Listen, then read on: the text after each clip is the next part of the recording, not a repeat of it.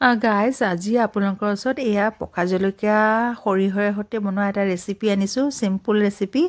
বৰ সুন্দৰ হয় এই আচাৰটো ৰুটি ভাত সকলো লগতে খাবলৈ পৰঠা আদি সকলো লগতে খাবলৈ টেষ্ট হয় এয়া মই জলকীয়া লৈছোঁ প্ৰায় পকা জলকীয়া 200 গ্ৰাম ঠাৰিবোৰ ছিঙি পেলাই এতিয়া ধুনীয়াকৈ ধুই কাটি পেলাই অকণমান সময় মই একদম শুকুৱাই ল'ম মানে যাতে পানীটো থাকিব নালাগে আৰু পানীটো নাথাকিলে ভাল হয় এতিয়া থালিখনতে থৈ ললো তাৰ পিছত ডখৰকে মই কাটি লম আৰু এই আচাৰবিধ মানে বনাবলৈও বহুত সুবিধা হয় মানে বিৰাট ইজি প্ৰসেস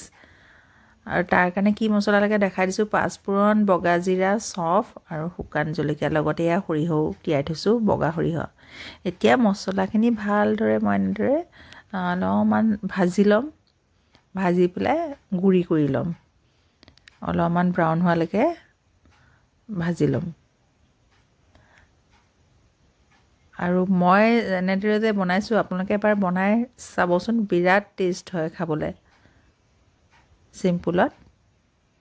এইখিনি হৈ গল ভাজি এইখিনি মই গুৰি কৰি লম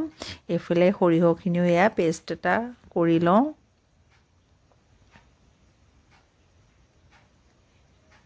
এইখিনি সৰিয়হ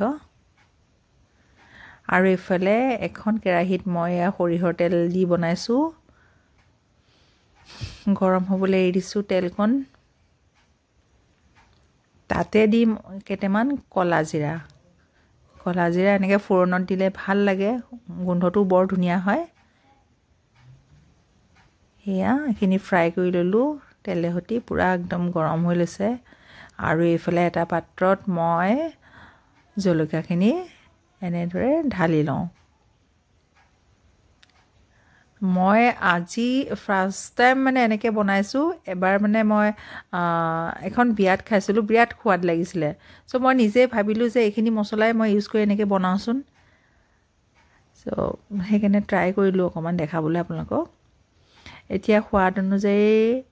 অলপমান নিমখ দিছো তাৰ পিছত অকমান হালধি দিছো লগতে কালাৰটো ভাল আহিবলৈ অকমান মই লাল মিৰ্চ কালাৰটো দি দিম আৰু গাইস এটো একদম মোৰ মানে ষ্টাইলত বনাইছো দেই প্লিজ এবাৰ ট্ৰাই কৰি চাব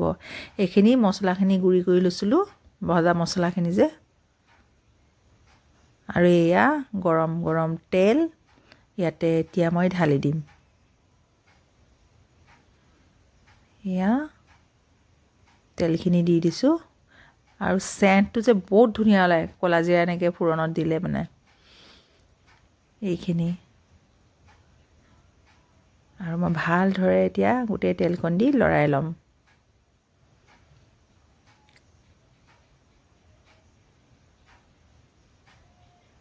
এয়া গাইস ধুনীয়াকৈ দি দিয়া হল সম্পূৰ্ণভাৱে আৰু এতিয়া মই ভাল ধৰে এনেকৈ লৰাই লৈছো ধুনীয়াকৈ দেখিছেনে তাৰ পিছত দিম মই এতিয়া পেষ্ট বনাই থোৱা এই সৰিয়হখিনি এতিয়া ভাল ধৰে মই আকৌ এইখিনিও মিলাই লম তেলখিনি কিন্তু একদম পুৰা গৰম হৈ আছে দেই এয়া গৰম তেল মছলাত সৰিয়হখিনিও মই এনেদৰে ঢালি একদম মিক্স কৰি দিছো আৰু এই আচাৰখন যে আপোনালোকে গৰমে লৈও খাব পাৰিব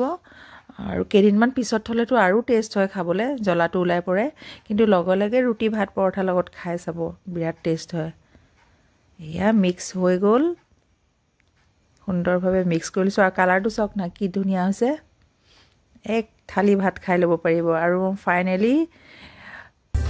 জলকীয়া আচাৰ ৰেডি হৈ গল আপোনালোকে এবাৰ গাইস প্লিজ ট্ৰাই কৰি চাব বিৰাট ভাল ৰেচিপি আজিলৈ আহো দেই